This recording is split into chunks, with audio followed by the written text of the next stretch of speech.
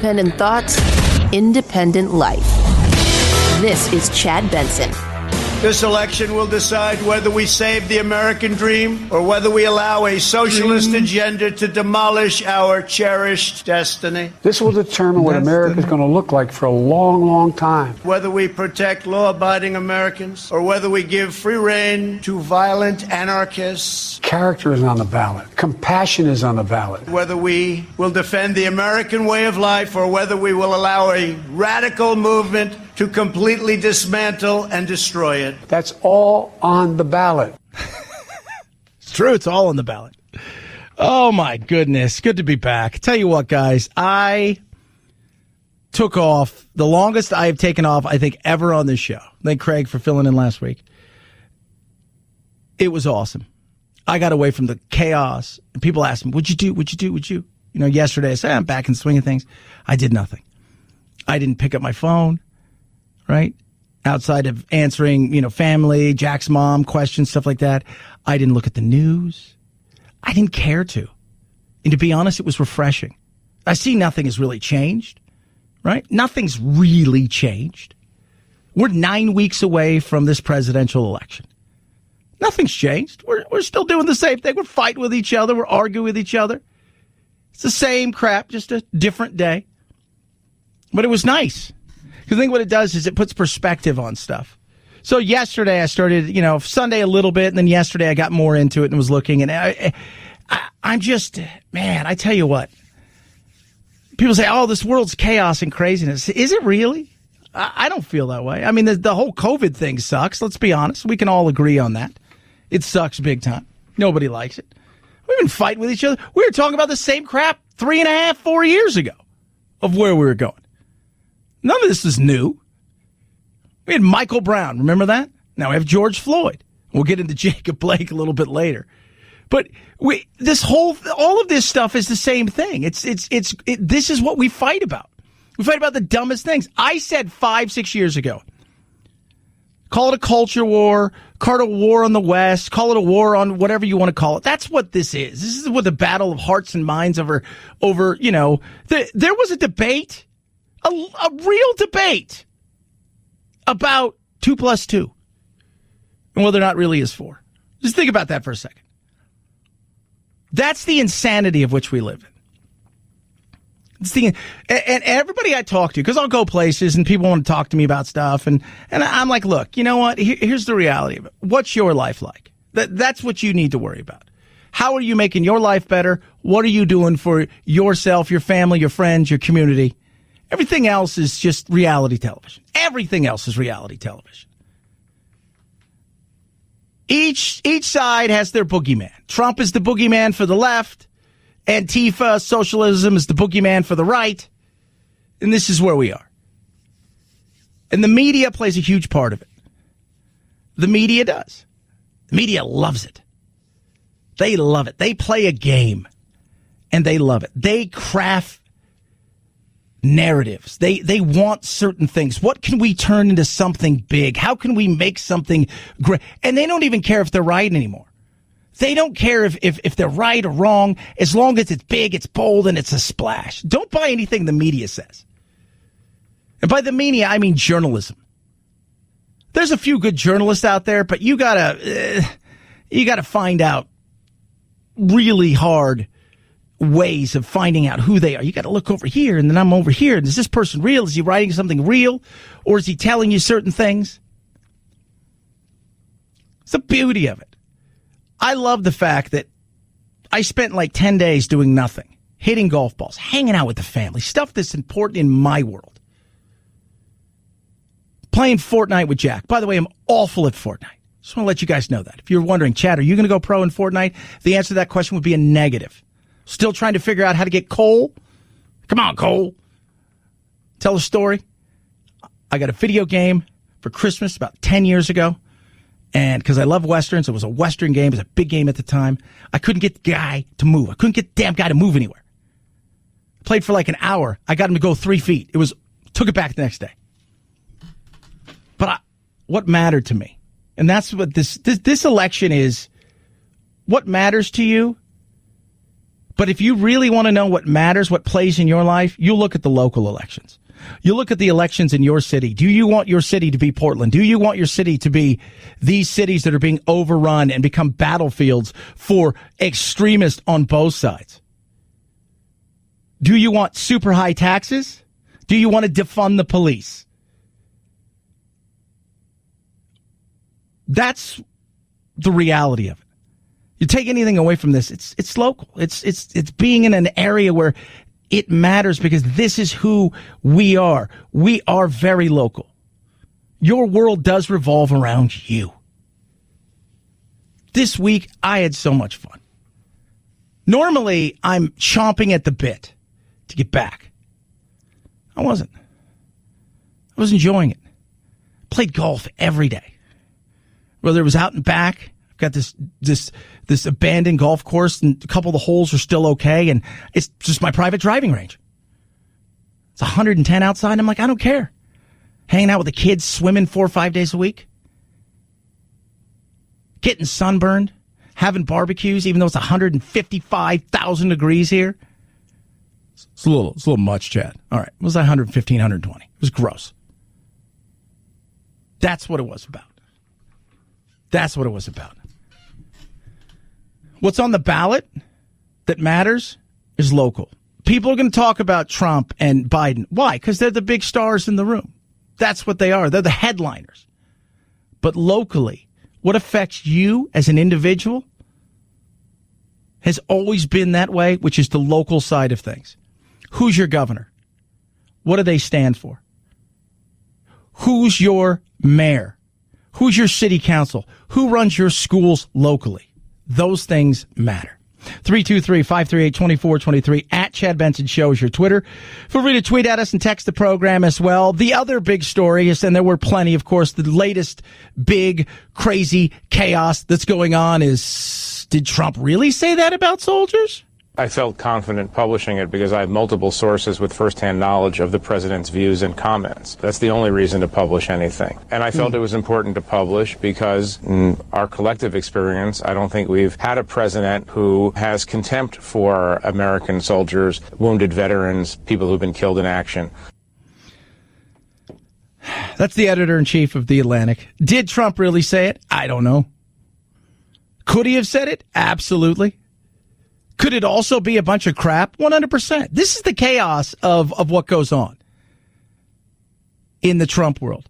People talk about, well, you know, if Biden wins, you've always said that we'll get back to some normal way of life by being bored. Yeah, because you can't. There's not going to. First of all, there's not going to be the coverage the way that they cover Trump. That's just not going to happen. This isn't going to happen. The second thing is Biden is exactly what you'd expect a politician to be. As far as he's not going to say anything crazy. He'll say stuff that's crazy, but has nothing to do with his belief system. He gets off track. He's, there's questions about, is his faculties all there? Does the elevator, sorry, Phil, go all the way to the top? We're not quite sure. For those of you guys who don't know, producer Phil yesterday got stuck in the elevator. They had to call the fire department. Hilarious. So there's that. But the reality is Trump's covered in the way that you would cover a rock star, a celebrity. Everything is big. It's over the top. It's crazy. Did he say this? It's possible. Is it possible that he didn't say this? Absolutely. And the anonymous source thing is very real. Even Brian Stelter said something about that. The guy who I think is just how he has a television show is beyond me. I'm sure he's a great guy. But come on. The president's denying it explicitly. So it's put up or shut up time. What are these figures doing where they are insisting on anonymity when we know so many people have already left the government? There are so many former Trump officials who are no longer in government. Why aren't those people coming forward and putting their names to these quotes? Where are these sources? Who are these sources? And will any of them go on the record now? Yeah, there you go. Come out. When you have sources, so I have people that tell me stuff. But they're people I trust, that I built a relationship with, that feed me things that I wouldn't, whether it's locally, people that I know firsthand actually work close by certain people or on the national level. And some of them are politicians themselves. But these anonymous sources, this kind of stuff, the way it goes is, I said it's probably a telephone game. I was telling producer Anthony that. Somebody said something, supposedly, and on the way down, it changed 3 or 4 times, and it got to this level. Now, could he have said something like this? Absolutely. We all know what happened with John McCain. We'll talk about that a little bit later. We don't like people who get caught. Remember that? You remember that? You guys remember? But Frank, let me get to it. He hit me. He's not a war hero. He's a war hero. He's a war hero. 5.5 years. He's a war hero because he was captured. I like people that weren't captured, okay? I hate to tell you. But he also said, look, I didn't like him. It's not a mystery, but I respected him. Should he have said that? No. I'm here in Arizona. McCain's can't stand anything Trump's about. I get it. He fights. That's what he does. Could he have said those things? Possibly. But this is reality television. The media scripts something the way that you want to consume it. And your consumption with Trump has very little to do with any of the things he's done as far as actual bills, executive orders, actual governing of the country, and everything to do with hair on fire, TMZ. 323-538-2423 at Chad Benson Show's your Twitter. Tweet at me. I'll slow that down again. Somebody's like, you speak too fast. 323-538-CHAD. 323-538-2423 is the text line. If you call that line and you leave a message, we're going to laugh at you. Just letting you guys know that. Just letting you know that. HelloFresh fed us a lot. In fact, we having Jack here, he gets through the food a little bit faster. I'm not going to lie to you guys. So if you don't know what HelloFresh is, it's the #1 meal kit in America. It's delivered right to your door. It's contact-free. It's delicious. You can choose the options that you want. Family-friendly. We went with that. We added meals. Didn't matter. Jack eats us out of house and home. That's what he does. It's just awesome. They got vegan. They got low-calorie.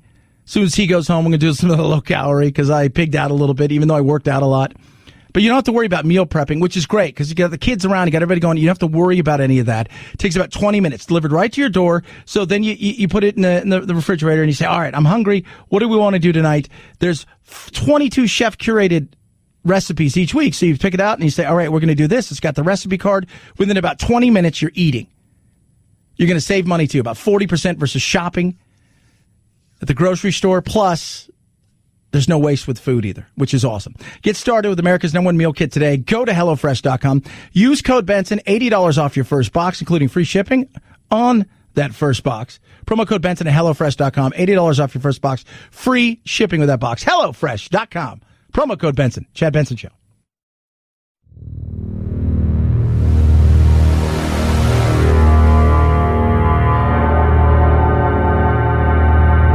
Take a fake news break. Check out the really important news of the day at our website, ChadBensonShow.com. Once there, click on Chad's free podcast and get real. The Chad Benson Show, where truth and the American way live. Print free. An important thing like a vaccine for a pandemic, only in Washington could that be viewed as some kind of bad news. I think it's amazing that there has been a massive expedition of the bureaucracy getting something so difficult to do in that short a time. I don't know how you could criticize something like that. Because that's part of what it is. People don't like Trump, so it's easy to criticize him. The goal is get rid of Trump, get a vaccine as fast as possible. I've talked about this. So many, I've never seen a group of people root against, like hydrochloroquine. Remember that? People wanted that to not work because they didn't want Trump to be the one that supposedly found something. And they were like cheering, they were openly cheering against somebody, hoping that something works against him by not working for people. That is insane. That is absolutely insane. And going out of their way to say, well, it doesn't work, it doesn't work, it doesn't work. And then other doctors will go, well, it does work, but it doesn't work if you give it to people at the end of this run here where they've been battling it. They're in the hospital and they're close to death. No, it's not going to work. If you give it to them within 3-4 days of them testing positive, it'll mitigate a lot of these factors. And they won't get to that point. No, it just does. People are rooting for it to fail. That's insane. Welcome to the world that we live in now. This is what it's all about. Welcome to this world of rooting, and that's the problem with today's politics, and in many cases, just society together, is we root against somebody else rather than staying in your lane and trying to build yourself up. We root against. We want somebody, the way that we've now have politics is we want the other side to fail because somehow that's a win for us. We're all on the same damn team. It's nuts. It's crazy. That's what it's about, though. Could we have a vaccine soon? I think we could. Will it be something that everybody's going to have a chance to get at first? No, it's going to be first responders, people who are truly in a situation where they need this thing. And we're running through it as fast as possible. But it's just amazing to watch the way that we have turned a virus that has affected the globe into politics, whether it be a mask or how fast somebody gets a vaccine, or even if a vaccine comes out, will it be safe? Like Moderna and all these are going to churn out something that if we cut out the bureaucracy, somehow that's evil and bad. If Trump does it, if the other side does it, it's a great thing. It's what needs to be done. This is insane. This is modern politics, and in many cases, the modern world. It's root against somebody doing something because in some weird way you think you get a victory. 323-538-2423 at Chad Benson Show. It's your Twitter. Happy Tuesday. Chad Benson Show.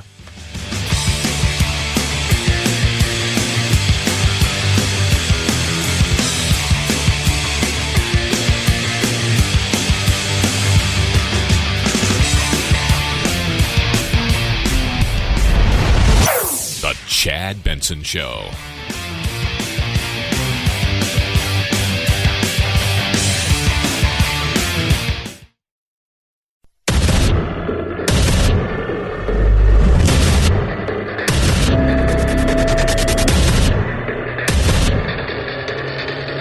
Independent thoughts, independent life.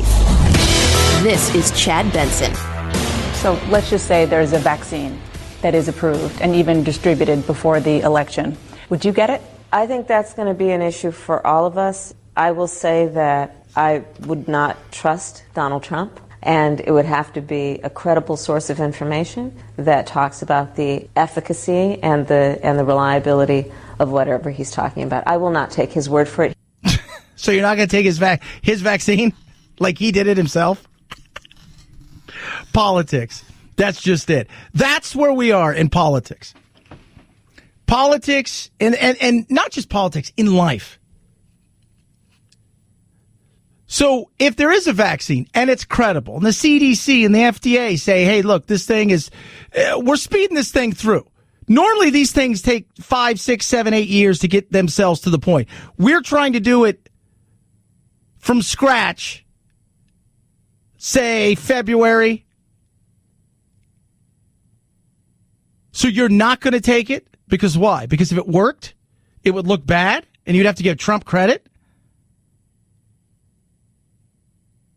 That's where we are, politics.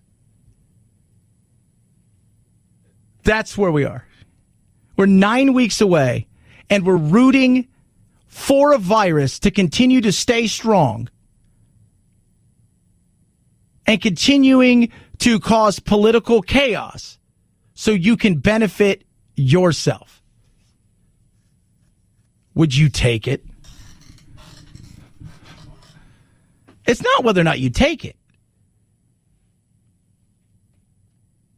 Because even if you could get it and you wouldn't want to tell anybody you got it because if it worked, that meant that it worked under Trump's regime. Oh, that's not good. Because that's a win. Is it? I don't think it's, because I think of it as just the people that need it get it.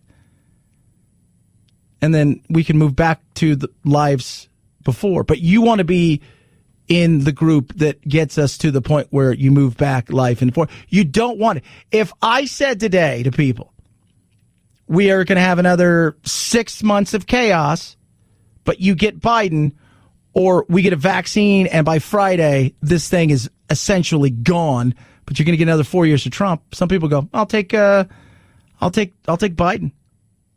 I'd rather see people suffer because I want my team to win.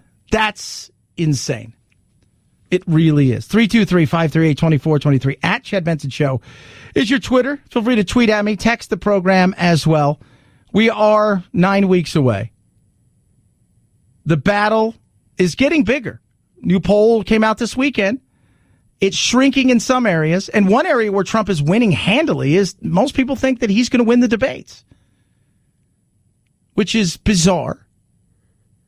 But, you know, so you think he's going to win the debates. You think he's going to get across his message, and you think he's going to do all of these things. And I don't even know what a winning debate is. You know what a losing debate is. But that's where you're going to go with that one. Okay. Now, how does he get people that were on the fence, who voted for him, who aren't happy about everything? How does he get them over into his camp again? We wanted to check in with the all-important voting bloc of suburban white women in battleground states. The women you're about to meet all voted for Donald Trump in 2016. 3 of them that now regret that vote. Lori, I want to start with you because you live in Wisconsin. Being shot in the back, to me, is one of the worst things because that means that you're retreating. And his children were in his car. There's no explanation for it other than if he were white, that would not have happened. Well, settle down. We can look at the data. We can go through a lot of this stuff. Once again, we never address any of the stuff before. Jacob Blake, why were you there? What have you done in the past? Why is there a restraining order? You said you had a knife, which you did. I think the police could have handled it in a much better way. So those are things. But Donald Trump didn't shoot him in the back, but he's getting blamed for it.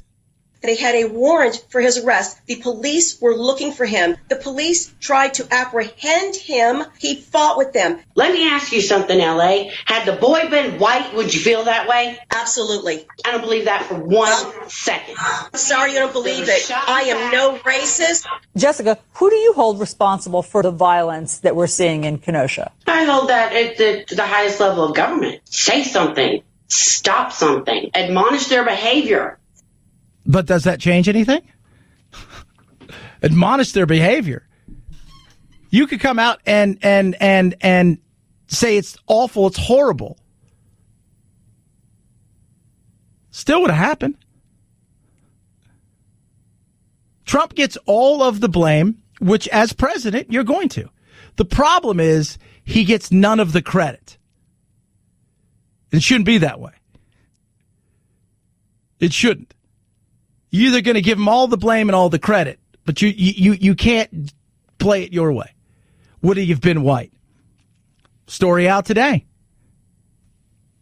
Cop shot an autistic kid in Utah. He was 13. His mom called. He was having an episode. They shot him. He's white. You're not going to hear anything. It's part of the media narrative. What's the narrative? Over the time off, I watched I was watching Family Guy, and it was the one where Peter accidentally shot Cleveland, who's his black neighbor and his best friend, shot his Cleveland Jr. And so they brandished him all these evil things and all of this stuff, and, you know, Peter was going to go away. And then Cleveland said, no, Peter didn't shoot him. I shot him. And he started to talk, and the media disappeared. He says, if you want to get rid of the media, talk about black on black crime. We had a situation here in Phoenix about a month ago where a white guy came to the door, came outside. It was like 2:30 or 3 in the morning. Police were told there was something going on in the house. Apparently they were playing video games. It was, but they shot him in the back. You see the whole thing, and he died. Nothing. There's no narrative there. How about the little white kid that was shot last month by a neighbor who was black in the back of the head, execution style? Nary a peep. That's what I'm talking about when it talks about the media. Painting pictures and narratives, and it's just chaos. It's crazy. And you allow it to happen because we consume it that way. Apparently, that's what we want to see. We want to see violence. We want to see chaos. We want to see stuff burn. We like reality television. Can you explain how, since the violence is happening right now, how would re-electing President Trump, who is the president right now, how would that change anything? He would support the governments in those communities to make those neighborhoods safe first so businesses could come in there. No president has ruined this country like he has. The unrest and the riots in the streets we haven't seen since the 1960s. Really? Because I saw Baltimore. Remember that? I saw Michael Brown. Do you remember that?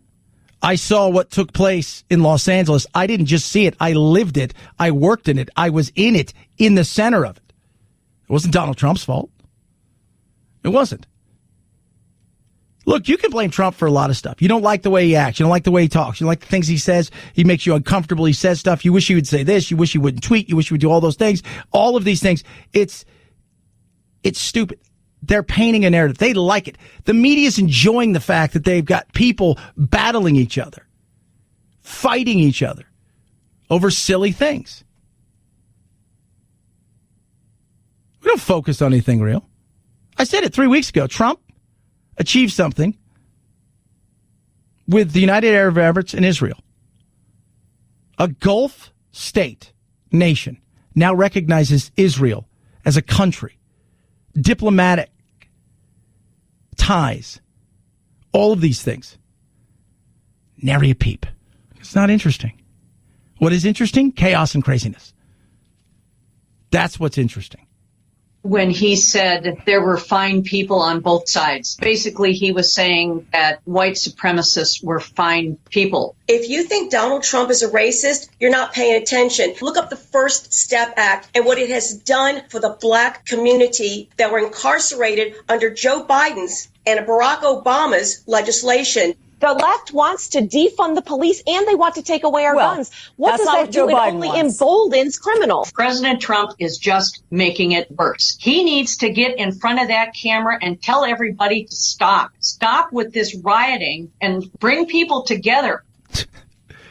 They're not going to. Stop with the rioting? How many times has he said stop? We can't have this. Everybody wants to defund the police. And at the same time, they call the police. Everybody in these cities, and that's why I say voting local is so important, because that community which you live in becomes Portland, becomes Seattle, becomes Kenosha, become that community. And it starts with the culture in the police department, but also the culture in places like your council, your mayor, the communities that municipalities buy there. Trump could come out all day and says, do you want lawlessness? Do you want chaos? Do you want craziness? Do you want fighting in the streets? Do you want these loonies who are out there burning down everything, pissed off to the world? Because somehow, if I burn down a Target, that makes everything cool. Trump's a lot of things. He did say, good people on both sides. Is everybody bad everywhere? No. Is everybody Antifa? Are they bad? Is everybody on the other side who's awful in the way that they think, who are mostly ignorant and stupid and don't have an understanding of what's going on and are scared? They deep down evil? Daryl Davis, I tell you guys, go watch Daryl Davis. Don't know who he is. He's a jazz musician who converts people from the KKK, and he talks about how And by that, I mean, he goes, he sits down, he talks with these guys, and eventually these guys give him their robes and everything, and they disavow it. It's amazing to watch. He tried to talk to Antifa about a week or so ago. They called him Uncle Tom. They called him the N-word. These are white suburban millennial kids. And all of these horrible things. He says they're tougher to talk to than Klansmen. Trump could come out and say, stop this today, and nobody's going to stop this. But that starts because the local communities have allowed these things to grow. And the media narrative is it's us versus them, and that's pretty easy to see. 323-538-2423. 323-538-2423 is your number to text the line, and at Chad Benson Show is your Twitter. Raycon, amazing. Love my earbuds. Played so much golf. Enjoyed the fact that I'm out there hitting golf balls. Got my Raycons in. Just enjoying the heat and not worrying about those things flying off. And one day I didn't charge them, so I had to take just some regular. It was awful. It was horrible. It's dangling wires to stems. Not good. Raycons are awesome. I mean, awesome. And on top of that, the sound quality. 6 hours of talk time, seamless Bluetooth pairing, better bass. These E25s are awesome. And the price point. Here's the price point. Normally you pay $200, $250. You're going to pay well under $100 for these. These things are amazing. Absolutely amazing. Get yours now.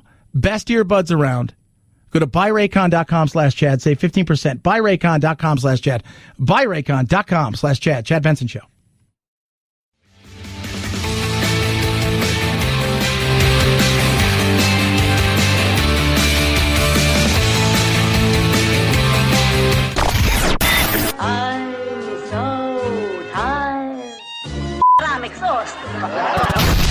If you're part of the politically exhausted majority, don't fear. Your time to be validated and rejuvenated is here.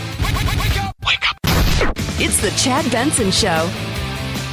What do you think we're seeing? After months of delays, Tenet finally opened in the U.S. over the weekend. Christopher Nolan's time-bending sci-fi thriller took in $20.2 million through Sunday in about 2,800 theaters, though none in major markets like New York and L.A. Even so, Warner Brothers will likely call it a win, all things considered, especially with the additional $78.3 million Tenet earned overseas, bringing its total global pandemic-era gross to just over $146 million. Yeah. It's pretty good, right? Like it's done well. I didn't see any movies. I thought I'd go see the New Mutants. Jack and I go do that. I didn't. He was too busy playing, and we were swimming and having fun. And that's the one thing people ask: what do you miss the most? It's been the movies, and we didn't see any. Fear Farm, which is like one of those cheesy horror movies. Supposedly the next Conjuring's coming out. As we get closer to Halloween, I'll probably go see a few movies, but I haven't done, it's people, that's the one thing I've missed, but we decided not to do it. Cause first of all, it's 120 degrees in Jack. He doesn't want to wear a mask, and I don't blame him. Like, I don't blame him for not wanting to wear a mask, especially sitting inside a movie theater for 2 hours. I get that. I do. So I'll probably go see a movie sooner rather than later.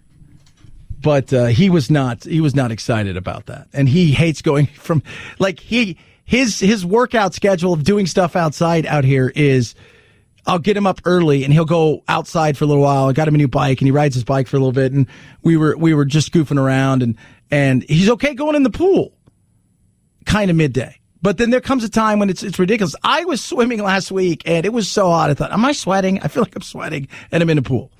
It was gross. Or he'll go out about 7:00 at night. The sun goes down and it's only about 100, and he'll be like, I'm doing this. But the rest of the day, he's not doing anything. 323-538-2423 at Chad Benson Show. Your Twitter, tweet at me, text the program as well. Novak Djokovic is the best tennis player in the world.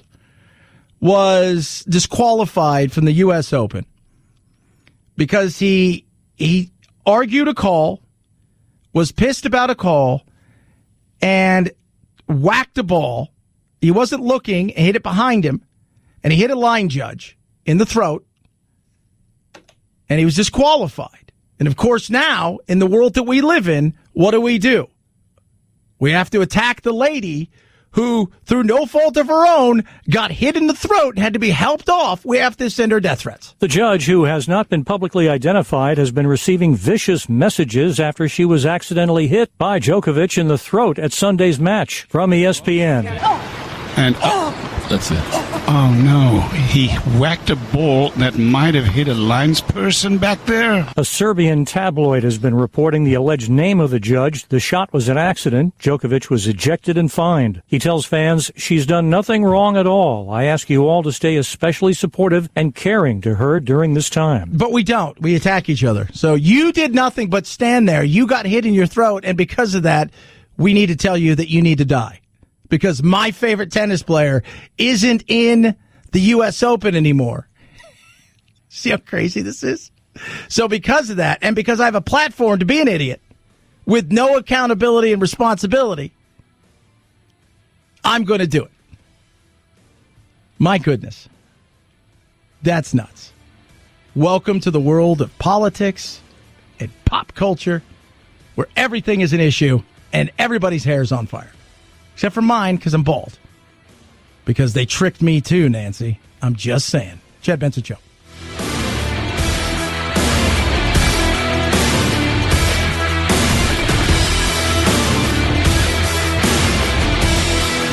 This is the Chad Benson Show.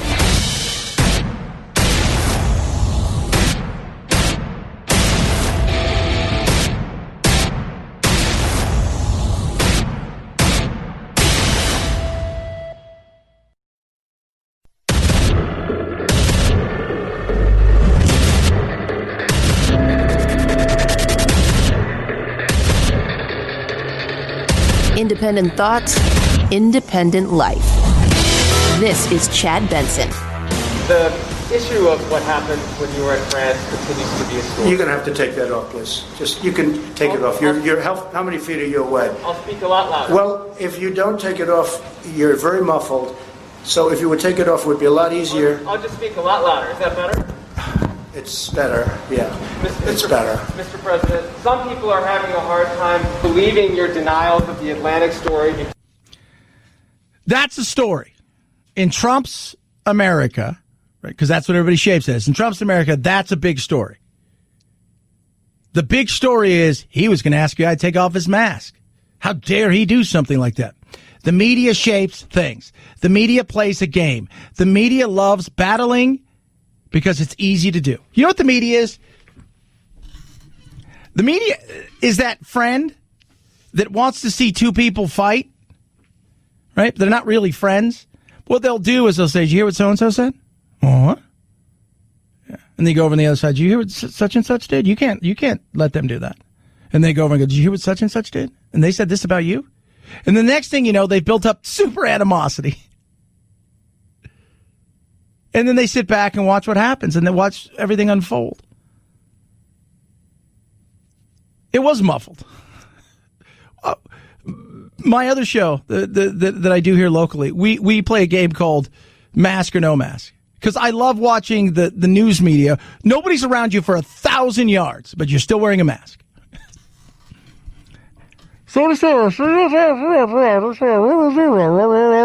CNN News. Silly. But that became a story. That's the chaos of where we are in this media world. There's a chaos. The media has the narrative that they want to get out there. Both sides have their media, right? You got the Breitbarts and the Newsmax and the One American News on the right, and Fox on the left.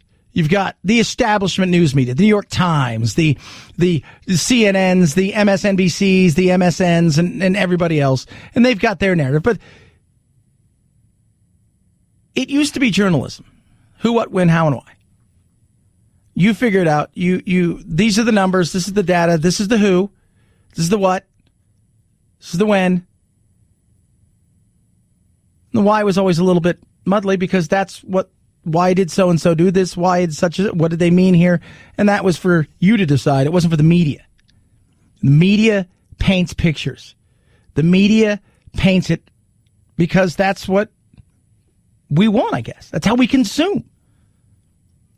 We consume in weird ways. We want what we want. We live in a different world in a different time than ever before. By the way, it's the greatest time in history. It is. We have more modern technologies than you could ever shake a stick at, and it's only getting better. The world is an amazing place. Be frustrating. Absolutely. We've given people the power now to be a-holes and Richards. We've given people all kinds of power. But the media loves the battle. And that's on us. Case in point. Anthony sent me this thing. So producer Anthony found this. This is a TikTok house, right? This is TikTok. So you don't know what TikTok is. That is the Chinese Instagram app kind of thing that has blown up and become massive. And then the battle goes on of what are they doing? How are they storing this information? How are they being able to follow it? Countries around the world have banned the app.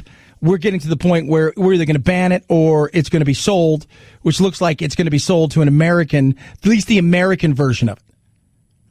But they want the codes. And that's been one of the big holdups. But now they have TikTok houses. Here's what goes on at our adult TikTok house called the Honey House. Sam is filming workouts for her YouTube channel. Nick works for a big-time agency, and so he's always talking to brands and helping them with their marketing. Erin is an e-com wizard, and so she consults and advises a lot of better-for-you brands, so she's always sitting here on her computer crushing it. B is a mindset and meditation coach, so she's always leading guided meditations on her computer. They're inside of a house. It's like Big Brother, but it's in 30-second and minute chunks that you get all of this. Nick is a mindset and motivation coach, and so he's always firing people up on the phone. Evan and Dina are models and fitness trainers, and if they're not doing a photo shoot, they're working out. Jared's a fitness trainer, and he's also an actor, so if he's not reading his sides, he's working out, and he's probably eating. And they're making hundreds of thousands of millions of dollars. Some of them are making hundreds of thousands of millions of dollars a month. How smart is that? But what does that say about us? That's the way we consume. That's what we want. We're consuming it. They wouldn't have this opportunity if we didn't want it. They wouldn't have this opportunity if we didn't consume in this manner.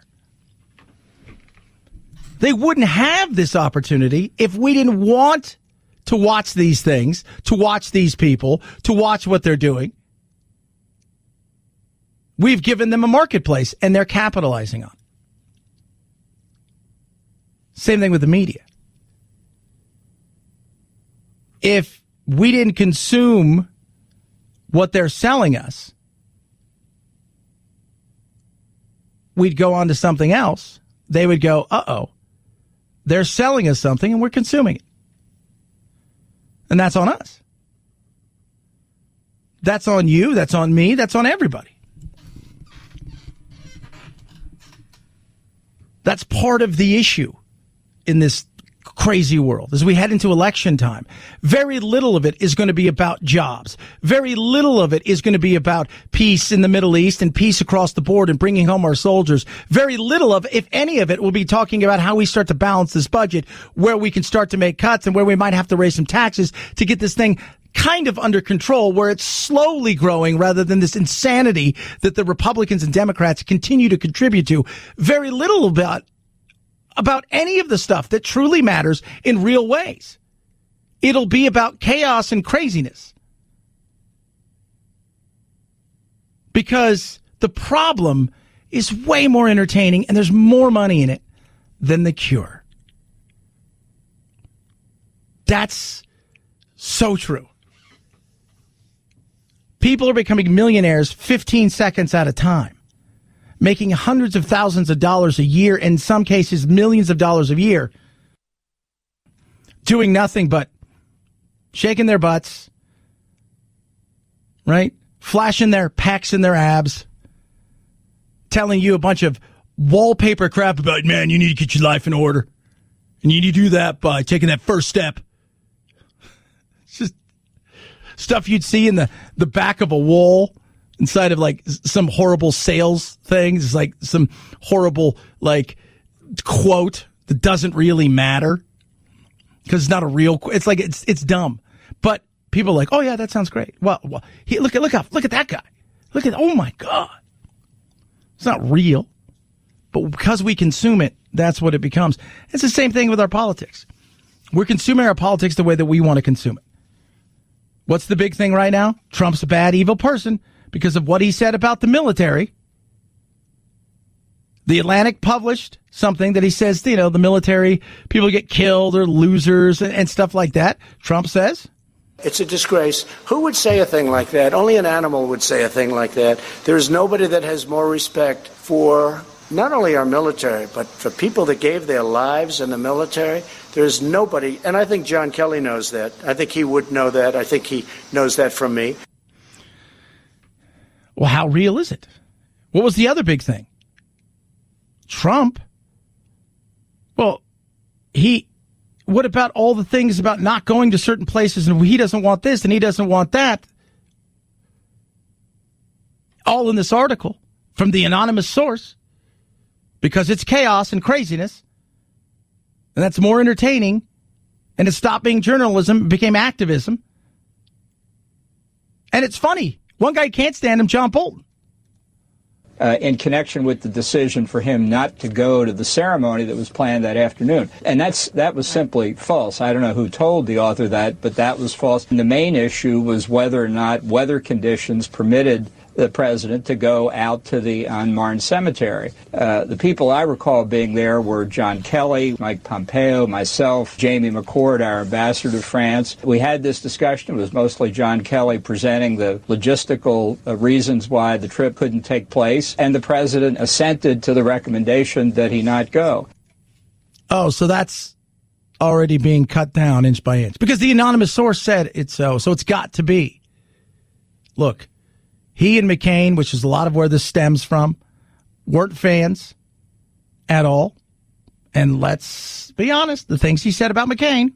But Frank, let me get to it. He hit me. He's not a war hero. He's a war hero. He's a war hero. 5.5 years. He's a war hero because he was captured. I like people that weren't captured, okay? I hate to tell you. Oh. They weren't fans. He didn't like him. That's real. He said he didn't like him. Absolutely.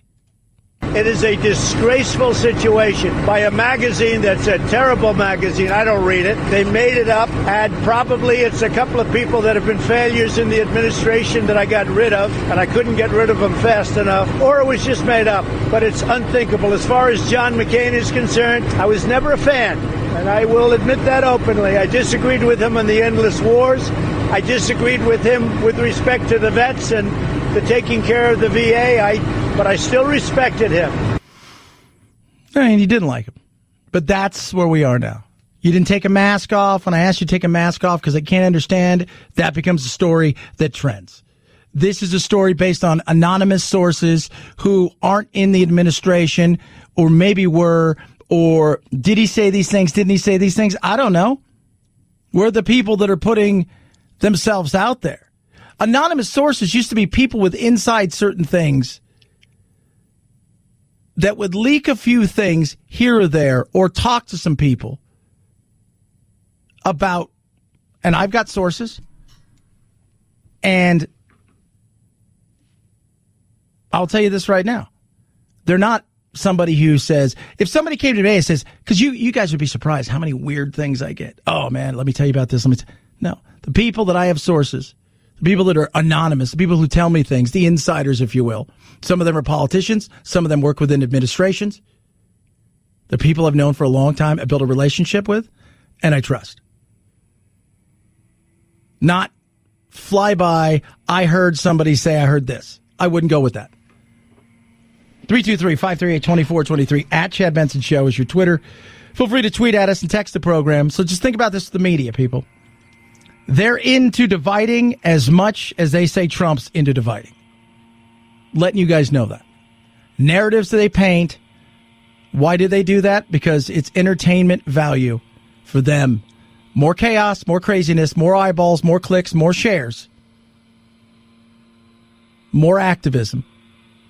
but is as driven by the quote-unquote chaos and division that Trump drives. They drive it just as much. Rough Greens. My dog Doodle. Bouncing around the house, off the walls, crazy, chaos, lunacy. I love it. So I've been talking about Rough Greens for a while. Doodle, my dog, who I love, struggled. Didn't know how long he was going to be around. He's got bad, fatty tumors in his hips and stuff. He's got arthritis. And we just thought, maybe put him to sleep here soon. He was getting very nippy and bitey. Didn't like people touching him. We started giving him Rough Greens. They said, try this. It's got natural vitamins. It's got digestive enzymes, powerful strains of probiotics, omega-3, 6, 9 tons of it brings the dog's food to life, and it gives them something else.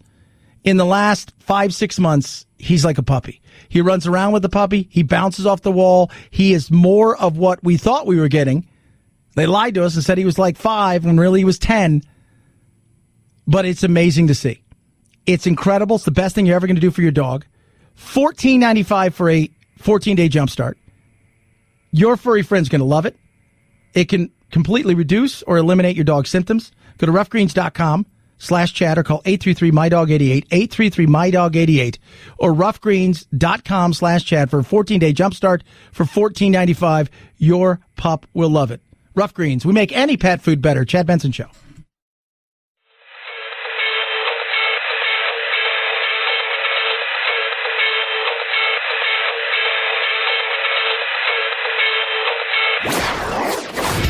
Don't let the Washington Beltway strangle you. This is where the exhausted majority comes to refuel, realign, and reevaluate. This is Chad Benson. 5, 4, 3, 2, 1, 0, ignition, liftoff. Now it's time to find out what's trending. What's trending? Yeah, what does that mean? I mean something, right? Like it's trending on the old internet. What's trending? Let's take a look and see what's trending. Xbox Series X trending big time. Microsoft has confirmed 299 Xbox Series S console coming out. Dow Futures getting crushed right now. Venture Brothers, 17 years on Adult Swim. It's been canceled. Denver weather. So if you don't know what's going on, I have family there, just outside of there. It was almost 100 yesterday in Denver, and they're expecting snow today. So like a 70-degree drop in weather with snow. So think about that. You feel that. That is something you will feel in the air. Head on over to Twitter. What's trending there? Lots of stuff. All kinds of things. Usual politics and baloney. Lots of what's going on in the fires, Northern California and elsewhere. Shark attack on the Gold Coast of Australia. It's killed a surfer. India and China accuse each other of firing warning shots. For those of you who don't know, India is not a big fan of China. China is not a big fan of India. And the battle is on. Geddy Lee is trending. He's fine. But he's one of those cardboard cutouts at a baseball game. And he's next to Chris Cuomo. By the way, did you see the guy that snuck in the Dodger Stadium? Tried to sit amongst those? It's awesome. Should have just let him be. They escorted him. But you know what? You're like, just for trying, bro, you could stay. He was just trying to sit there. It was just beautiful. Oh, 323-538-2423 at Chad Benson Show is your Twitter. Tweet at us and text the program as well. 'Tis the Chad Benson Show.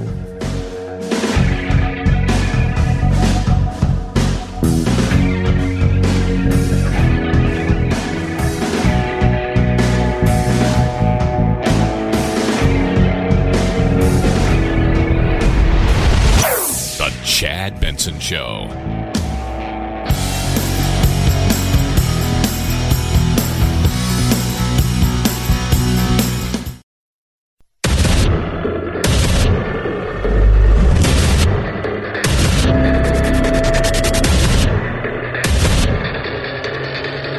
Independent thoughts, independent life. This is Chad Benson. in December. 3,000 deaths a day, okay? That's 9/11 level of loss every day. Yeah, so our numbers would be significantly improved if we had sort of universal mask wearing, right? So instead of 410,000 people dying, it would be closer to 288,000. That should be an obvious clarion call for people to wear masks. What I'm starting to feel is the existential threat is the human behavior. What are we doing here at this point? Everyone's like, I want the purple pill, right? That's the vaccine. I'm just gonna wait for that. Gupta, hair on fire. What was it last week? I love it. So the CDC reported that only 6% of the deaths have come from COVID alone. That the average person who's died has been in their 70s with 2.5 comorbidities, meaning obesity, diabetes, cancer. They've had a multitude of things wrong with them. But then they had to come out and clarify, no, it was COVID that killed them. And you're just like, this is why I don't believe anything anybody says. Saw a great meme. Somebody said, wait a minute. The people who predicted this got it wrong. Then they said that the data was wrong. And now they want you to believe them again. It's tough. Wear a mask, wash your hands, don't be an idiot. That shouldn't be hard. Human nature, though, it's human nature. Humans are going to naturally push back on everything. Everybody's done it. Everybody's done it to the point where you know you're in the wrong, but because somebody's being such an idiot or an a-hole to you, you're like, I'm going to push back now. And that's what we've done with politics, but that's also what we've done with masks, because we made masks political. So we push back automatically. It's going to be this many deaths. It's going to be that many deaths. It was supposed to be 2 million deaths. Then it was supposed to be 1.5. Then it was supposed to be this. Now we're heading towards 280,000 by Christmas or whatever. Now, apparently, Dr. Gupta, hair on fire. I got to tell you, though, after so many months of reporting on this, it's still shocking to me that that's the best possibly that we can do, is that 100,000 still more people would die, even if we, at this point, said we are totally going to buckle down and do the right things. There's no way this country is going to do it. I mean, I don't know what it takes to actually say, hey, look, you could be part of a movement that could save more than 100,000 lives if you simply put 2 ear loops around your ears and people are saying, you know what, screw it, I'd rather not. Yeah. Well, some people are idiots. That's the way they want to learn. But remember, it was 2 million to start with. It's 2 million. But the data was wrong. Human behavior changed. It was all of this stuff. If we told you at the beginning of this that they're talking about 2 million people dying, and then you flash forward to this point and say, well, they're talking about 280,000 now, you would have took that in a heartbeat. Right? Most people would have. You ever watch sports? And a team that's not supposed to be there is there, and then it's game 7 of the championship, but along the way they ended up being awesome, and then somehow they let it slip from them. But if you'd have told them at the beginning of the season, because nobody expected them to do anything, that they would be in the championship game and they would go in game 7, they would have took that in a heartbeat. Totally they would. It's the same thing. We were told 2 million. There was 1.5. It's tough to get a handle on anything. Somebody asked me yesterday, hey, Chad, hey, I'm glad you're coming back. As thanks. They said, do you think we're ever going to find out about any of the real numbers? I said, no. I said, we're battling numbers from the Spanish flu. You have people that are coming out now saying, it probably wasn't 50 million. It was more towards 12 million people that died. Some people say, no, it was more 80 million. You're never going to know. We'll never know the whole truth about this because there's too many moving parts. We have too many agencies that operate independently, and you also have people behind certain agencies that have their own thing in mind. So it's frustrating. Debbie Downer. So 6%. Now, if you put that out on the internet right now, you go to Twitter or you put it somewhere else, they'll either take it down or they'll have to put some sort of disclaimer. because they wouldn't want that to come out. That only 6% of people, which is still a lot. But I went to my doctor, and he was very candid with me. I said, how bad is it, really? He goes, look, if you look at the deaths, so you go year to year and look how many people have died, we've had more people die. There's no, if you go year to year, you can see that. And this month we would have had, X amount of deaths, and now, oh my God, we got Z amount of deaths. He said, in saying all of that, he goes, I'll be very candid with you. Dr. Lamb's a great dude. I said, who should be really worried about this? He goes, if you're elderly, you're black, Hispanic, or Native American, and you're male, and you're obese, this is a tough thing. I said, okay. I mean, it was a fair question. He goes, it's real, but is it overblown and overhyped? Absolutely. It's fear porn. Boom. Gets people watching, gets people looking, gets people paying attention. It's what it is. What's trending right now? What's big right now in Australia?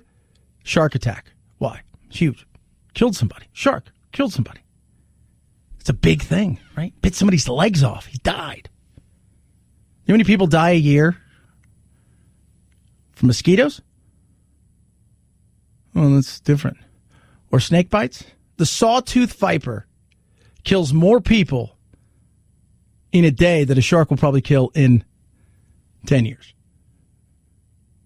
You don't hear about it. Certain things sell, other things don't.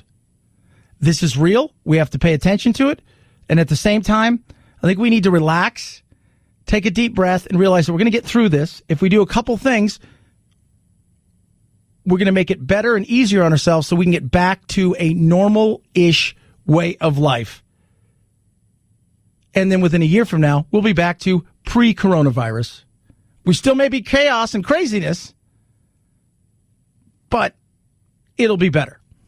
President Trump said we could probably have the vaccine sometime in October. Moncef Slaoui, the head of Operation Warp Speed, said today that he would resign if he saw undue interference in the process. Would you do the same? Certainly, if I saw interference, I would be very disturbed and would call it out. You would speak up? Of course, as I always do, Jim. You know that. That's true. But, Jim, I don't think you're going to see that because a lot of what we're talking about is transparency. Dr. Fauci talking about the vaccine. Is there going to be a vaccine? Is there going to be a vaccine? The October surprise might be a vaccine. Do I think we'll see one? I think it's a very big possibility that we're going to see something before the election. Doesn't mean you or I are going to get it. The reality is there's going to be a select group of people that include the elderly, people who are at most at risk, first line responders will get it first. Do I think it'll be safe? I think it's going to be safe. Now, the long-term effects we don't know about. But do I think that you're going to get it today and you're going to die tomorrow and explode? No. Could you have issues 6, 7, 8 months, a year or two from now? But I don't think it's going to be super deadly. I just don't. That's the battle. Like, Trump's going to get in there and say, just put it out there. We don't care what it is. Shut up. People are crazy. 323-538-2423 at Chad Benson Show is your Twitter. Feel free to tweet at us. Text the program as well. Love hearing from every single one of you. The Hair on Fire Brigade continues with Mika and Joe. If a man would say what he said to a man who lost his son while standing at his son's graveside, this is a man who would do anything. I don't think he's leaving. I think he will try and cheat to stay and do whatever he can to create chaos and just scorch the earth around this country so that he can get what he wants. And I don't know how you look at these quotes and see him any other way. Well, he can try what he wants to do. He can try to go out back and try to build a rocket ship to Mars with cereal boxes. He's not going to be able to do it. Meek and Joe. Well, I've asked this to people. I said, just out of curiosity, what is he going to get? Like, what's like you all? Everybody says he's going to get what he wants to get. I said, all right, well, what is it? Like, what's the end goal? Well, I don't know. No, what you got to know, right? Like, is it money? It's worth probably $1 billion. He'll say he's worth 5. Other people say he's worth, 500 million. But just, I'm curious. His name is ruined. The brand he built is tarnished. So what is the ultimate end game of this? Like, what's the extra power he's getting out? Was power? Is that it? He just doesn't want to lose. That's what it is now. Trump doesn't want to lose. Does he fight dirty? Yeah, he fights dirty. Look, fighting dirty and cheating are two different things. One of the things I've always talked about, if you ever are really into Trump and who he is, find out who Roy Cohn is. Find out how he was brought up in life. And we've talked about that golf book that came out a couple of years ago about Trump and how he cheats and this, that, and the other. Trump doesn't think he's cheating. Trump thinks everybody else is cheating, and he's just doing what everybody else does. That's the way Trump's always lived his life.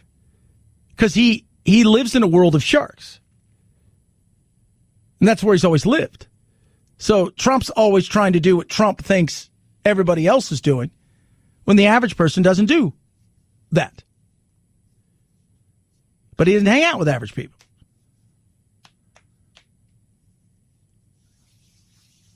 But he's not going to go anywhere. Hey, Joe, he's not going to go anywhere. Mika, I know he's not going to go anywhere. He's going to build a rocket ship to Mars. He's going to stay. He's going to have a tank, and he's never going to leave. These people are nuts. Oh, my goodness. 323-538-2423. At Chad Benson Show is your Twitter. Tweet at us. Here's some more craziness. Donald Trump has absolute contempt for anything that binds him as far as power goes, and would do whatever he could get away with. I said several weeks ago, the man would shoot us if he could. I'm not going to Fifth Avenue. That's. I'm serious. You think so much of yourself. The man would shoot us if he could. If he could, he would shoot us. Shut up. He's not going to shoot you. 323-538-2423. At Chad Benson Show is your Twitter. Tweet at us. Purple, man, my naps were epic thanks to my Purple mattress. So the Purple mattress is amazing, right? So it's got the Purple grid, patented comfort technology. You're going to sleep cooler. It's built for every body. 2,800 open air channels. So I never sleep hot or cold. I sleep exactly the way I should sleep. It's soft where I want it, but it's also firm where I need it. Your back's not going to hurt. It's going to conform to your body. You're going to feel amazing. And you can rest night after night, year after year. This thing is built to last. Durable. It's not going to sink or lose shape. In fact, Purple's like so comfortable in saying this. They're going to give you a 100-night trial. You try it out. No risk. Right? That's it. Free shipping. If you don't like it, come back, refund your money, take it away. Thank you so much for trying it. Experience the next evolution of sleep. Go to purple.com/Benson. Use promo code Benson. You're going to save $150 off any Purple mattress order of $1,500 or more. That's purple.com/Benson. Promo code Benson. Save $150. Purple.com. Promo code Benson. Terms apply. Chad Benson Show.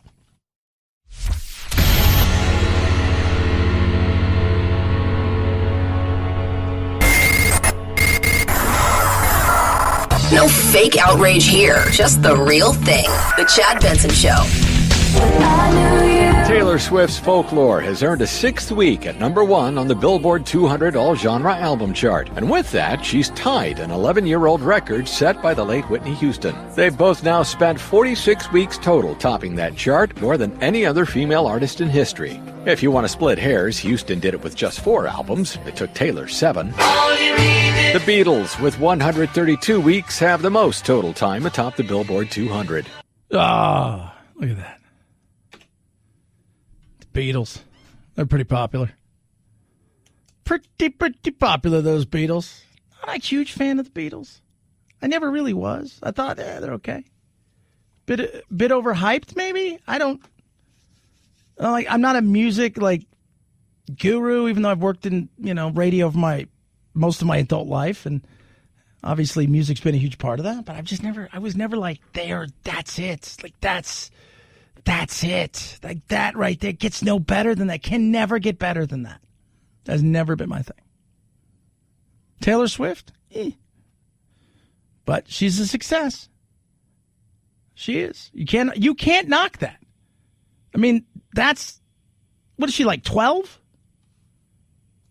How old is Taylor? Let's take a look at Taylor Swift. 26, maybe? Oh, she's 30. She's only worth $400 million. That's a shame. Only worth. 323-538-2423 at Chad Benson Show is your Twitter. Tweet at us. Text the program as well. I enjoyed it. Watched some sports. Watched a little college football. Watched a lot of golf. Watched a ton of golf. This was a tour championship this weekend. Dustin Johnson won it. Won some money, too. Just a cool $15 million. Probably the prestige, for sure. Just because, being a FedEx Cup champion is something that, I really wanted to do. And, I wanted to hold that trophy at the end of the day. It was something that I wanted to accomplish during my career, and obviously I got one of them. And now I'm going to try to get me another. Yeah, try to get you another. He was talking about the money because people make a big deal. He won $15 million. In fact, since August through this weekend, he's won $19 million. He won 2, and he lost 1 in a playoff hole. And nobody's playing golf like this guy. But he's like, man, when I was broke and I only had like $25,000, that was all I made, and I had a couple $100 in the bank. It was, I thought I was rich then. Then, I cashed my first check, my big check. It's like $100,000. And I thought, wow. You get to a point, people, and this is the part of where I don't think some people understand things, because they think, well, how much? I saw this week. It's absurd that he made that much money golf. It's absurd that he did this, that. It's absurd. He should want to give some of that money away, blah, blah, blah. And I just start laughing. I'm like, you don't understand. He didn't play for the $15 million. Is that a bonus? Absolutely. But at some point, it's not relevant anymore. You want to be a success. You're focused on the money. He wants the trophies. I guarantee you, give you that $15 million today if you could guarantee him a win in the Masters. And it's not just about that in sports. So many other people in life, you think it's about the money because you see what they have. And it's not. It's about the success. It's about the next thing. It's about the win. It's about achievement. It's not about the money. You focus on the money. They're focusing on the prize. And guess what happens? When you focus on that prize, the money comes. You got it the other way around. 323-538-2423 at Chad Benson Show's your Twitter. Tweet at us. Text the program. Check us out on the Instagram, Chad Benson Show TV. Also out there on the YouTube. 'Tis the Chad Benson Show.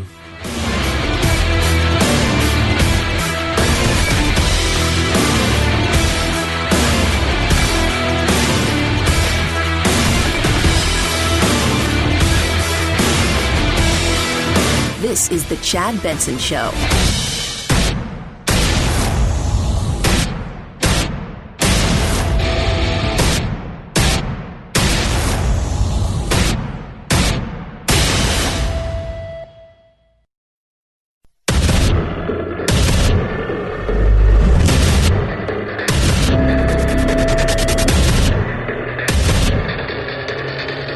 Independent thoughts, independent life. This is Chad Benson.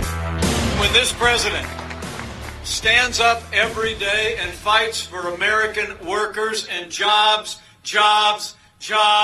we stand with President Donald Trump. Woo! Mike Pence giving an awesome speech from a phone. That's what it sounds like. Is that a can, sir? Fantastic. Jobs. Most people out there aren't buying anymore. They're not into like, oh my God, the world's coming to an end. If you get this, you're going to die within 5 minutes. And this is like the 80s with AIDS. And we're over that.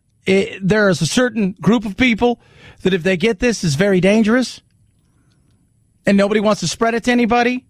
And we could slow the spread, start to get back to work a little bit. And I say that kind of loosely because every state now seems to be doing their own thing in a way where it doesn't matter if you stop the spread until there's a vaccine. Because remember, we're going to flatten the curve, and then the curve kept moving. It was like the goalpost that moved, and then we're going to do this, and then that kept moving, and no, now we're not going to do this, and kids are never going back to school, and blah, blah, blah. Is what it is. Jobs, though. Most of us look around going, all right, how do I get myself back on my feet again? How do I do that? Unemployment, still kind of nasty. Even though last week, a little bit better. The reality is still a little bit nasty. How do you get it back to where we were pre-coronavirus? That's going to take time. A year or two of recovery. Now, we can get back to the flow of things where we're going out, we're working, we're going to movies, we're doing those things, but it's still going to be probably a couple years before we get back to where we were on that solid footing and we felt like we were motoring forward. Democrats have a chance to do something here. And so do the Republicans. Remember what got Trump to this part? You had two people that were here's the thing. Both of them were very unlikable 4 years ago. Trump and Hillary. One, though, as unlikable as he was, for some, was loved by others. You never had that with Hillary. Bill didn't even love her. Oh, Chad, you're so rude. You're such a jerk. Maybe. I don't know. He's probably telling the truth. You still have a bit of that. But in between all of the fighting, Trump used to do something in the debates when he was on stage. Jobs. Lock her up, jobs. She's bad, she's evil. Serve her, Benghazi, jobs.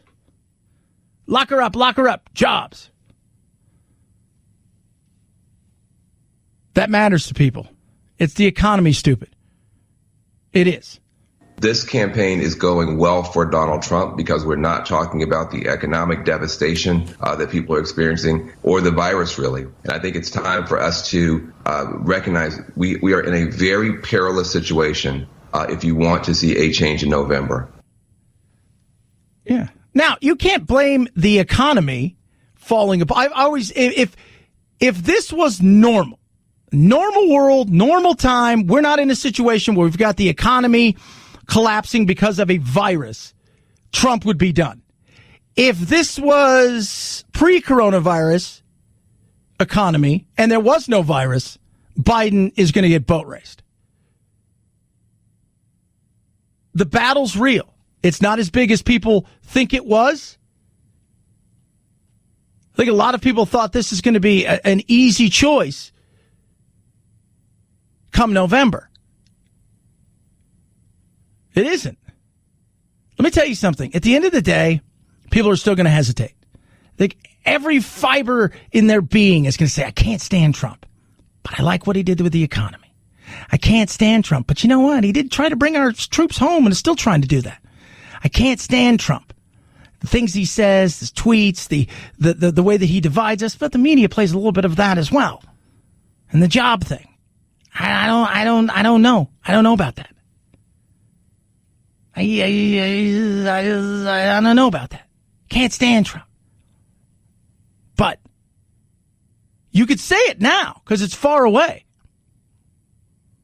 But the closer it gets, you'll start to see this thing slowly but surely start to do what?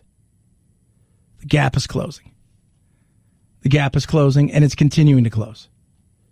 And it's going to happen over and over again. Both of them are going to snatch defeat from the jaws of victory. But people are starting to get a little bit nervous because they're looking around here and saying to themselves, this isn't going to be that crushing that we thought it was going to be. I feel very nervous. Yeah. The same way I did 4 years ago at this time. Bill Maher. Because I think he's starting to realize that it's not going to be the boat race that people think. It's not going to be Trump loses every state by millions of votes and it's just the most devastating. It's not going to be that. States that look to be turning purple, seem to be going back to red. States that look to be solidly blue from their purple seem to be heading back to purple. I don't think it's going to be done on that night. Most people don't think it's going to be done on that night. In fact, I think it's going to be the following, that Sunday after the election, for sure. And the American people have got to know this, that most Democrats, for whatever reason, will be voting in mail-in ballots. That is why Trump is trying to kill mail-in ballots. And that it is very likely that this election will not be decided on election night. It may carry over. So we've got to educate the American people about what is in front of us and rally the American people to tell Donald Trump. And if and when you lose, you're getting out of office. I don't think he's sticking around. I know everybody thinks that he's never going to leave. I don't think that's what he's going to do. I think he'll always have, even if he loses, because the way that it's now playing out is election night looks like Trump's going to win, but there won't be a call. But it'll look like he's won based on election night. But the mail-in ballots, by the time everything's said and done, that following Sunday may look like it closes in and may look like Biden wins. Then the lawsuits come. And remember, it was early January before Gore and Bush was totally decided.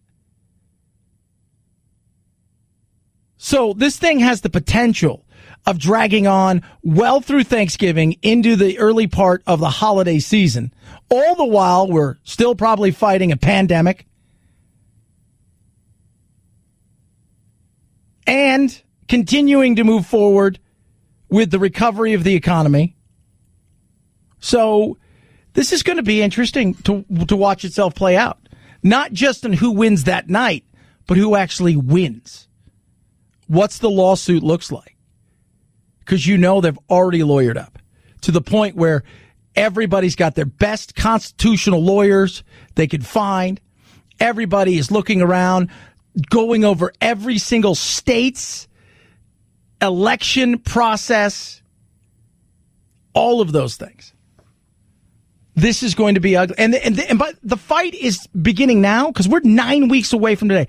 The fight is going on now, but it is going to start lawsuit-wise way sooner before we ever get to the point where somebody actually goes into a polling place and casts a ballot. 323-538-2423 at Chad Benson Show is your Twitter. Tweet at us, text the program. Love hearing from every single one of you. This weekend, so I had the week off and it was just awesome. It was great. Hit golf balls, played with the lizards. We just had a lot of fun. And it was very interesting because I was like, am I going to watch Mulan? Am I not going to watch Mulan? And Mulan came out. We are under attack from northern invaders. Their leader calls himself Oricon. Yeah, I didn't do it. Not because I don't like Disney, but because I said to myself, I'm just not going to do it. Chinese have the communist government, right? We always got to, we've always got to preface that now because otherwise you get in trouble. We went got racist. No, I'm talking about the Chinese government and Hollywood and all of this stuff because they're dying for the dollar to get into Hollywood. Do anything. I'm going to tell you in a minute why, one, as we live in this world of craziness and chaos, how one sports league is dealing with China compared to how our sports league and how our businesses are. It's very interesting. 323-538-2423 at Chad Benson Show's your Twitter. Tweet at us, text the program. Raycon, best earbuds around. I love my Raycons, wear them all the time. I golfed every day. So I was off for like 10, 11 days. I golfed every day. Sometimes for 2, 3, 4, 5 hours. People are like, was that long? Well, that's just me hitting shot after shot in 120-degree heat with my Raycons on. And it was awesome. There was no dangling wires. There's no SEMs. I know if I go out there for 4 or 5 hours, guess what? My Raycons aren't going to die. They're charged. They're ready to go. E25, 6 hours of talk time, seamless Bluetooth pairing. I never had any troubles with any of that. Turned it on, go, boom. It was amazing. Love, love, love them. You will too. The price is right. Well under $100. Normally for something like this, you'd pay $200, $225. You're not going to do that with Raycons. Cardi B, Snoop Dogg, Melissa Etheridge, they all love them. You'll swear by them too. Give them a chance. You will not be disappointed. Go to buyraycon.com/Chad. Save 15% on an already low price for these E25s. Buyraycon.com/Chad. Buyraycon.com/Chad. Chad Benson Show.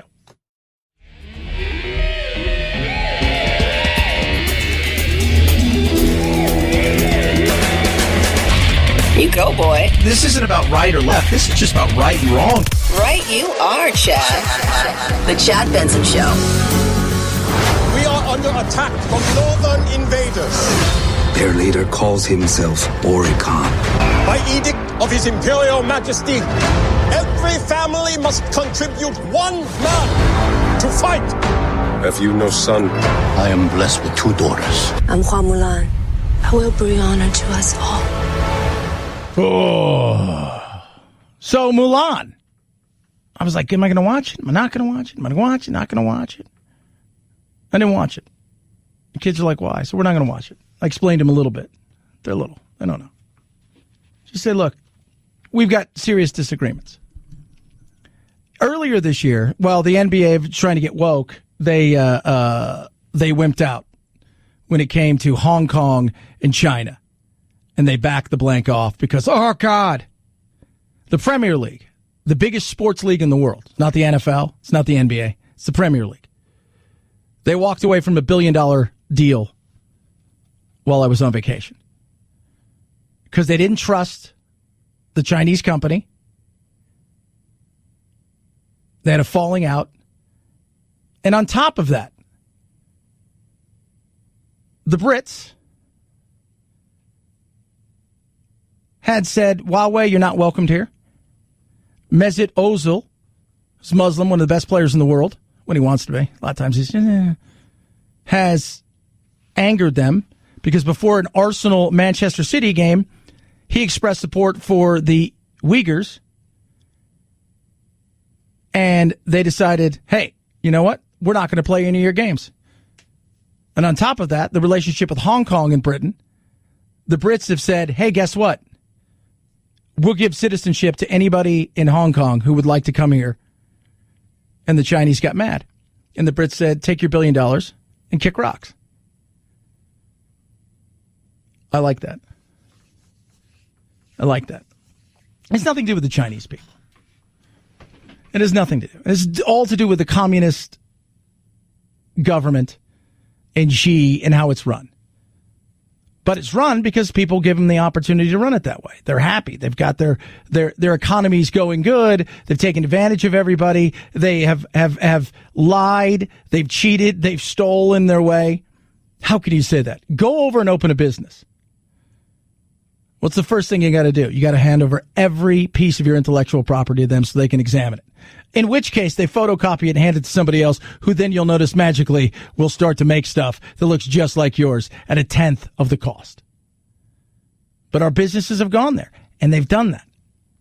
It's ridiculous, and it's sad that we've allowed that to happen, and we've allowed ourselves to become absolutely dependent. And all of us have done it. And we didn't notice it because we like our goods cheap. I don't want to pay $6 for that. I want to pay $2 for it. Yeah. I don't want to pay $25 for that. I want to pay $8 for that. Look at your closet. Even some of your clothes that you think, well, this is really nice. You find out, well, that's made in China. We've got to do a better job. We need to hold Hollywood's feet to the fire. Hollywood, for the last several years, have bent over backward because they love that dollar that comes from China. China has become the most important part. Top Gun 2 is getting ready to come out. The Chinese threw a fit. Why? Because there was a Taiwanese on his flight jacket. There's the patches from all different things. Taiwanese, they said, you better take it out or else. They only release a certain amount of films. Disney has bent over backwards. The lady that's the star of Mulan has expressed support for the way that they've handled any of the protests in places like Hong Kong against the Chinese government. I watched The Meg, and this is the first time I really saw something that was made not for America or for Europe, was made strictly for China. The entire time I watched that movie, if you didn't see it, Jason Statham, it was supposed to be like a giant shark. It's a megalodon. It's a huge shark swimming around the ocean, eating everybody. Everything was about the Chinese.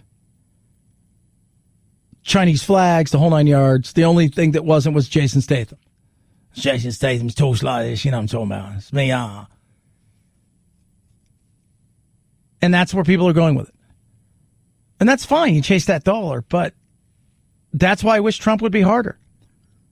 I wish Trump would be a lot harder. Times he's been hard, and other times he hasn't. But are we ready for the harder side of things? Because I know Biden isn't going to be harder. I can guarantee you that. We're so worried about Russia, Russia, Russia, when we should be worried about China, China, China.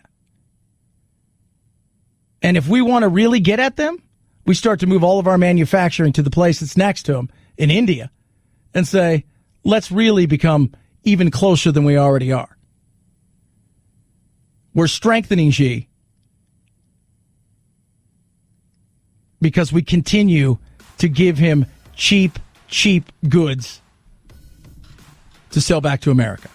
323-538-2423. At Chad Benson Show is your Twitter. It's the Chad Benson Show.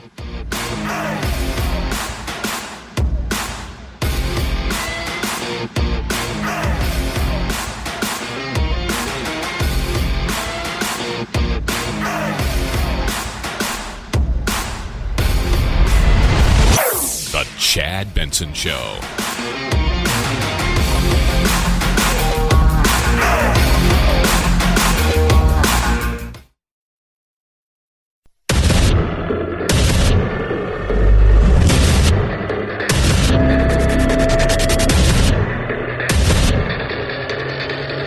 Independent thoughts, independent life. This is Chad Benson. The Labor Day weekend dealing this country a crucial test in its battle against the coronavirus. In Las Vegas, crowds spotted with little to no social distancing, many not wearing masks. No! Record-breaking heat out west sending thousands to seek relief on the beach in Santa Monica. Crowds also flocking to downtown Nashville as restaurants and bars eased restrictions. Oh, my God. Are we going to have a huge spike? Is it going to happen? I don't know. Maybe. The media would like it to happen. Well, no, they wouldn't. Yes, they would. Something to report on. It's something to report on. And it's a way to go, you people are stupid. You went outdoors. You know you can't go outdoors. How dare you? Should you wear a mask? At this point in time, you wear a mask. It's not hard. So I golfed a bunch. I didn't golf. Here's the beauty of it. Like where I golf, it's very hot.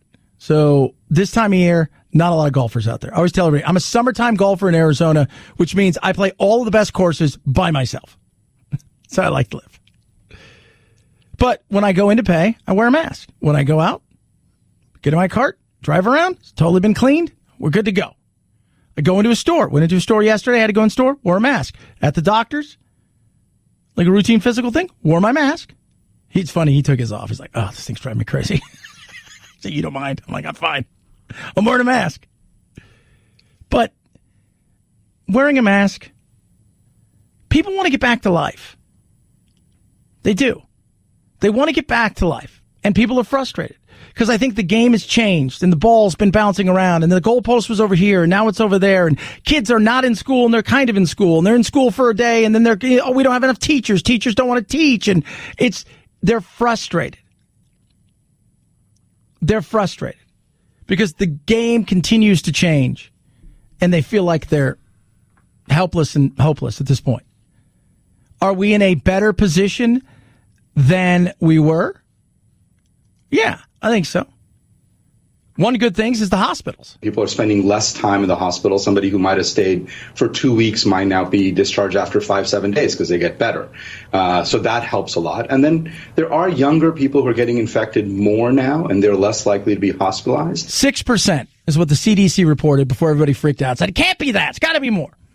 And that 6% was who only had the coronavirus and died. Who died strictly from the coronavirus. It's 6%.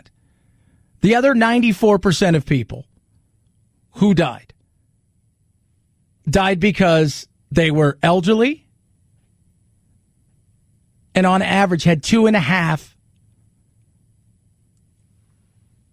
morbidities. So comorbidities, meaning they had cancer and emphysema. They were obese and were diabetic, and they had kidney problems. So think about that. That brings that down tremendously when you think, whoa, that's only 6%.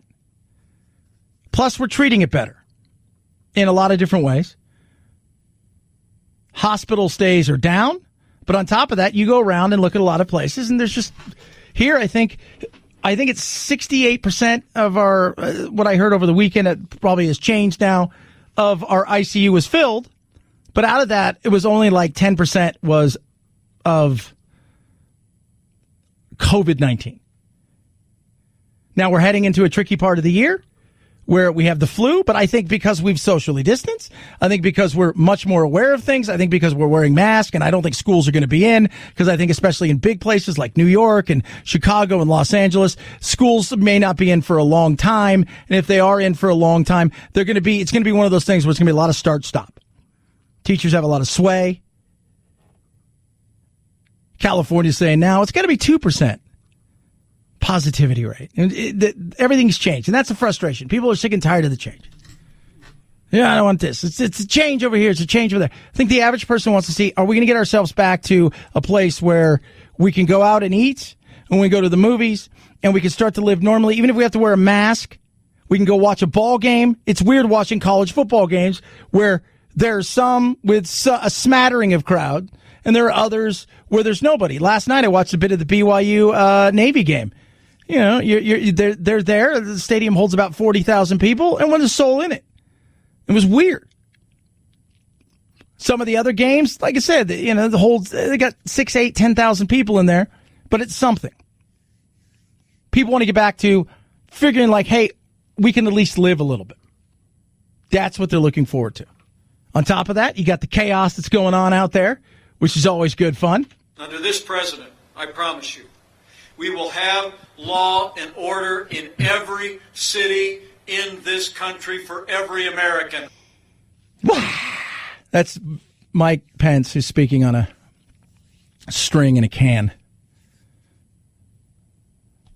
So you've got that going on. Election is 9 weeks from today. Law and order is going to be big. One thing the Democrats, so the Republicans and the Democrats have come at things in two different ways. The Democrats have come at Trump in the way that he's handled the coronavirus, and you got every right to come at him in that way. He doesn't have empathy. He's not an empathetic person, and he even said it. Do you want empathy or do you want jobs? I think the right thing to say is I want somebody who's empathetic. The thing you're thinking in your mind is like, I want jobs. Because this is where we are in this world. We don't say the things that are real. Nobody wants to see anybody die. I don't for a second think Trump thinks, I hope a whole bunch of people die from this. But that's where we are. And law and order is a big thing. We're fighting over Jacob Blake. That's the latest battle. It's Jacob Blake. Jacob Blake. He spoke from his bed. I'm like, oh, let's hear what this guy has to say. Right? Like, I don't wish any ill will on anybody at all. Zero. I don't want to see this guy paralyzed. People ask me, well, if that was your kid, I continue to say the same thing as I said about the Rittenhour kid. My question is, why were you there in the first place? Your ass shouldn't have been there. Why were you in trouble with the police? You shouldn't be in trouble with the police. Why did you allegedly do something to a woman that included sexual assault, stealing her car and credit cards, allegedly, having a restraining order? To me, that's a bigger question that we won't talk about. We'll talk about everything else. We're going to talk about the why before all of this happened. But he gave a little speech from his bed. I just want to say, man, to all the young cats out there, and even the older ones, older than me, it's a lot more life to live out here, man. Your life, and not only just your life, your legs, something that you need to move around and move forward in life, can be taken from you like this, man. And I promise you, the type of shit that you will go through, staples, I got staples in my back, staples in my stomach. You do not want to have to deal with this shit, man. No. I wouldn't want anybody to deal with that. I think the cops could have done much better job. At the same time, we don't ask the other question. I saw, what's her name? Kamala Harris, Miss Harris. We can call her Miss Harris. Anybody getting mad at us? So I saw Miss Harris talking about, kind of lauding him and what a great, his message. And like, this is a guy, let's remember what he was allegedly in trouble for. He wasn't supposed to be there because he had a restraining order. Stole a woman's credit cards, a car, and sexually assaulted her. Hashtag Me Too? Not really. Only depends on who we're disliking at the moment in time and who needs to be in the cancel culture firing. He didn't deserve this. Zero problems with saying that. Just like the Rittenhour kid. If that was Jack and he went down there and he got himself into that mess, I would be sickened to why his ass went down there and did what he did. Where did I fail you that you thought you had to go do something like this? Where did I fail you? What didn't I do? Why did you choose this? Why did you get involved with something that you didn't need to get involved with?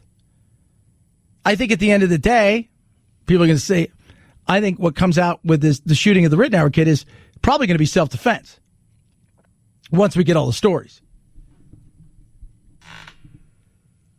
But we never ask these real questions about why are you in this position at all? Why do you have a restraining order? Why do you feel the need to go to a place that's not yours to get involved with something that you shouldn't be involved in? It's very real questions that we don't answer. We don't answer because we don't want to know the answer. Or we do know the answer, but it doesn't fit a narrative. And it's frustrating. It's a frustrating thing about talking about race in this country. People are afraid to talk about race. They're afraid they're going to get canceled. My God, here's a perfect example of stupidity in cancel culture. I saw it. Had nothing to do with politics at all. But I saw the picture and I thought, she's going to be in trouble. She's going to be in trouble. I saw Adele with a Bantu knot wearing a Jamaican bikini, and I thought, she's going to get in trouble for this. Hello, it's me. Adele sparks the conversation about cultural appreciation versus appropriation. London's Notting Hill Carnival is one of the world's largest street festivals. The annual event celebrates African Caribbean culture. Of course, this year, due to the pandemic, it's canceled. Adele posted on Instagram to mark what would have been the start of the event. She wore a Jamaican flag bikini top, a gold chain, and Bantu knots, a traditional African hairstyle. While some loved her look, others accused her of cultural appropriation. Of course. Wait, can you not appreciate? No, you can't do that anymore. I saw a woman attack a coffee shop or something the other day because it wasn't black owned and they were serving tea and they weren't allowed to serve. It was just something where you're like, and that's cultural appropriation and we're going to cancel you. And that's used now as a threat where you just grab something and we're going to go after. I thought here in America in particular, this is supposed to be a melting pot. We're supposed to be celebrating everybody else's stuff, right? Leave your crap elsewhere. Bring your good stuff with you, and let's get it all together and have... No, it's not what it is anymore. It's not that melting pot you think it is. It's just not. It's now identity politics, power. That's what it is. USA Today entertainment reporter Rasha Ali joins us now. When you first saw Adele's photo, what did you think? So to be honest, I definitely cringed. But then after kind of talking about it with some friends and kind of just thinking about it, I was like, okay, I see what she was trying to do. It wasn't, in a sense, as horrible as me seeing Kardashian Jenner with cornrows calling them boxer braids. Oh, of course not. It's just, that's the insanity. You see stuff like that. That's the cancel culture BS that we live in. And it drives me crazy. We don't need it. You don't. She was trying to celebrate something. She's trying to have fun. Like that's where we are. It's everybody's got to respect everybody, but then recognize everybody's difference and don't celebrate their differences and don't want to get involved in any of that stuff because then you're stealing their identity and culture. And I don't even know where to go. It's like, it used to be appreciation, now it's appropriation. Fun. It's a fun world we live in. 323-538-2423 at Chad Benson Show's your Twitter. Tweet at us and text the program as well. Rough Greens, my dog Doodle, baby. Doodle's running around being a doodle dog. Happier than he's ever been. Why? Because he's Rough Greens. That's it. The only thing that's changed in the last several months is we started feeding him Rough Greens. Now, the dog food that we feed him, he likes the dry food. There's nothing living in that. It's meant to sit on the shelves. Even the canned food, even no matter how good it is, there's nothing. This is not dog food. This is just a supplement. You sprinkle it on top of it. They love it. It tastes great, and it brings the food to life. 25 natural vitamins, digestive enzymes, 15 powerful strains of probiotics, omega-3, 6, 9, antibiotics, antitoxins, and it's amazing. My God. He used to be a dog that sat there, and if you touched his hind legs, just tried to pet him, he would growl and turn around and snip and bite at you at times. And you're like, uh-oh. And we didn't know what to do with him with those fatty tumors and arthritis. And in the last 5-6 months, he's like a puppy. It is great for your dog. $14.95 for a 14-day jumpstart. It's the best thing you're ever going to do for your little buddy. Eliminate or reduce your dog's symptoms, no matter what it is. You give it a try. You see the difference in 2 weeks. You will be a believer. And so will they.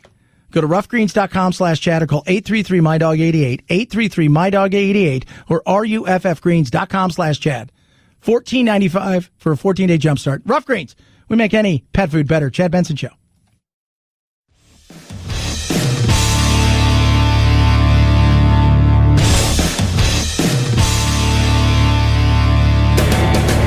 Experiencing separation anxiety? That's dumb. Check out Chad 24/7 at his website, ChadBensonShow.com, and on iTunes, free. The Chad Benson Show. Never feel lonely again. It's one thing to have rallies. It's one thing to skip a practice because of social injustice. It's one thing for the NBA and the NFL to miss games to make a statement. Those things are great. But my question is, what's next? What does that lead to? You go back to practice the next day. The black community is hurting. If you've listened and the word empathy and compassion over these last 4 months, how do you listen to these stories and not feel pain and not want to help? Okay, so that's Kirk Herbstreit over the weekend. So Kirk Herbstreit started to break down, and it was just watching this whole thing happen because they had like a Brady Bunch thing, and you got other people just like, two people are like sympathetic and empathy. The other two people are like, this is uncomfortable.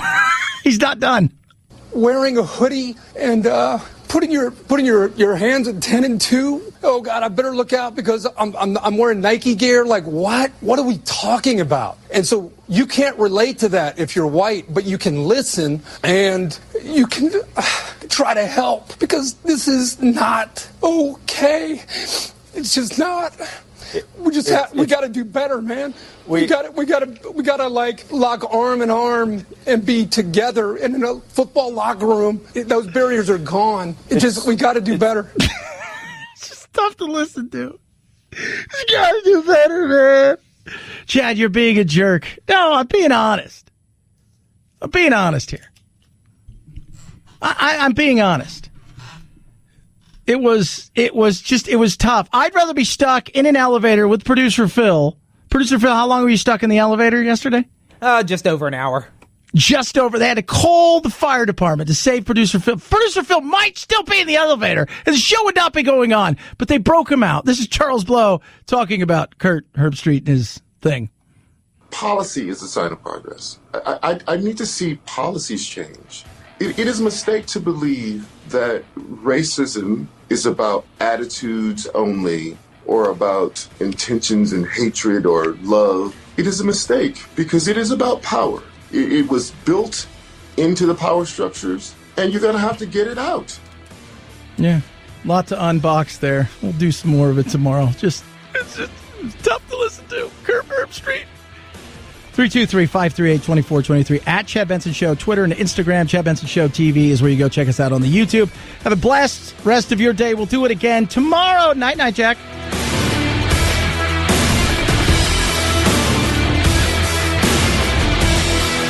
This is the Chad Benson Show.